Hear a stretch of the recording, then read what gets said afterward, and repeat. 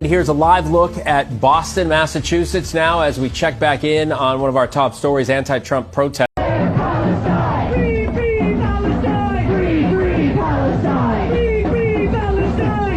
Amerika Serikat, negara yang dibangun di atas fondasi demokrasi dan kebebasan, kini berdiri di ujung persimpangan yang penuh gejolak.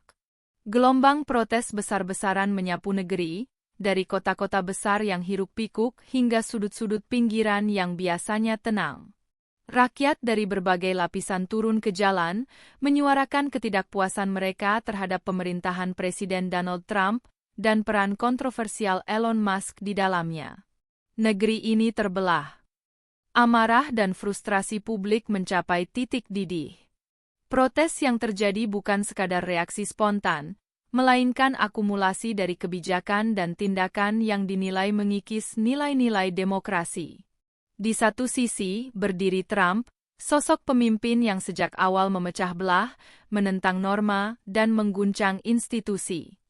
Di sisi lain, berdiri rakyat, bersatu dalam keyakinan bahwa masa depan Amerika harus diperjuangkan, bukan dibatasi oleh kekuasaan yang tidak berpihak. Isu utama yang memicu gejolak ini adalah kebijakan imigrasi yang keras dan tak manusiawi. Pemisahan keluarga di perbatasan, anak-anak dalam kurungan, menjadi potret luka yang mengguncang hati nurani bangsa. Bagi banyak orang, ini bukan lagi soal politik, melainkan persoalan moral yang dalam. Dan bukan hanya itu, Trump juga mendapat kritik tajam atas upayanya mencabut Obamacare, yang membuat jutaan warga takut kehilangan akses terhadap layanan kesehatan. Alternatif yang ditawarkan dipandang tidak memadai dan menambah beban hidup masyarakat. Tak berhenti di sana. Dunia menyaksikan ketika Trump menarik Amerika keluar dari Perjanjian Paris tentang perubahan iklim, sebuah langkah yang dianggap mundur, membahayakan upaya global melawan krisis iklim. Retorikanya, yang seringkali tajam dan memecah belah, memperkeruh luka lama di dalam negeri.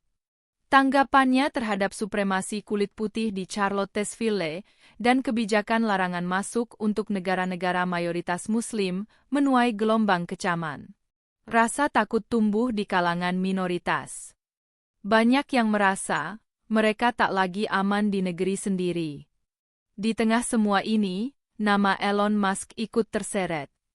Sosok visioner di balik Tesla dan SpaceX justru menerima tawaran untuk bergabung dalam Dewan Penasihat Ekonomi Trump. Keputusan ini memicu kemarahan. Demonstran menyerukan boikot. Spanduk bertebaran. Publik menuntut, Musk harus memilih, berdiri bersama rakyat atau kekuasaan. Awalnya, ia bertahan. Namun akhirnya, setelah Trump resmi menarik diri dari Perjanjian Paris, Musk memilih mundur, menyatakan ketidaksetujuannya secara terbuka. Bagi sebagian orang, itu adalah kemenangan kecil. Tapi bagi banyak lainnya, itu belum cukup. Kekhawatiran tetap menggelayuti tentang besarnya pengaruh perusahaan besar terhadap kebijakan negara. Silicon Valley, yang dulu dipandang sebagai benteng inovasi dan liberalisme, kini terlihat terlalu dekat dengan kekuasaan. Yang mencengangkan, protes ini tak berhenti di batas negara. Dari London hingga Tokyo, Berlin hingga Sydney, rakyat dunia turun ke jalan, menyuarakan solidaritas dan penolakan terhadap arah baru politik Amerika. Di Berlin, wajah Trump diproyeksikan ke gerbang Brandenburg.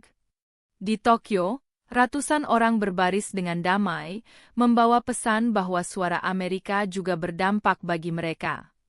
Inilah dunia hari ini, terhubung, saling terpengaruh. Setiap keputusan di Washington tak lagi hanya berdampak di dalam negeri. Ia menjalar, memengaruhi perdagangan, diplomasi, hingga perjuangan global melawan perubahan iklim. Krisis politik di Amerika bukan hanya cerita tentang satu bangsa. Ia adalah refleksi dari arah dunia yang sedang diuji dan masa depan yang sedang dipertaruhkan. Apa yang sedang terjadi di Amerika bukan hanya soal politik semata, tapi tentang pertarungan nilai antara kekuasaan dan keadilan, antara ketakutan dan harapan. Suara rakyat terus menggema, tak hanya di jalanan Amerika, tapi hingga ke seluruh penjuru dunia. Ini adalah pengingat bahwa demokrasi bukan hadiah, melainkan sesuatu yang harus terus diperjuangkan bersama. Kalau kamu merasa konten seperti ini membuka wawasan dan memberi perspektif baru, jangan lupa untuk like, subscribe, dan nyalakan lonceng notifikasinya. Karena di channel ini, kita akan terus membahas isu-isu global dari sudut pandang yang tajam dan berani. Suaramu penting, dan bersama, kita bisa jadi bagian dari perubahan. Terima kasih sudah menonton sampai akhir. Jaga logika, jaga hati, dan tetap kritis melihat dunia.